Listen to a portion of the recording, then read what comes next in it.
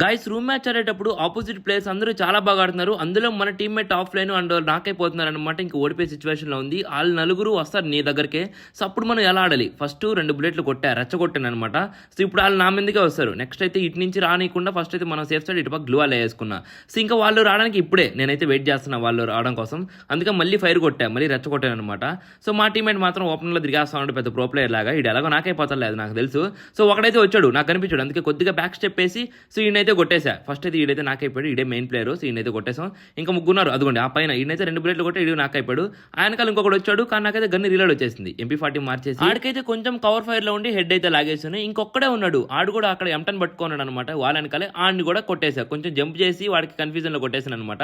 So మీరు panic అవ్వకుండా simple గా పొజిషన్ చేసుకుని కొట్టారంటే ఎంతలో స్క్వాడ్ అయినా కొట్టేయచ్చు. అదేంటి బ్రదర్ నువ్వు లైట్ గా క్యాంపింగ్ చేసి కొట్టావని మీరు అనొచ్చు మామ. ఆపోజిట్ ప్లేయర్స్ అందరూ వన్ టాప్ ప్లేయర్లు ఏం కాదు. వాళ్ళు M10 తో దింపు పారు దబ్బుతున్నారు. అందులో మా వాడు ఆఫ్లైన్. అందుకే అలా స్కిల్సే కాదు, అప్పుడప్పుడు మన బ్రెయిన్ కూడా వాడాలన్నమాట. కవర్ ఫైర్ తీసుకొని అన్ని సైడ్లు బ్లాక్ చేసి ఒక సైడ్ ఓపెన్ పెట్టి కొట్టడం నేర్చుకోండి. అండ్ ఇలాంటి టిప్స్ మరైనా చూడాలనుకుంటే ఇప్పుడే మన ఛానల్ సబ్స్క్రైబ్ చేసుకోండి.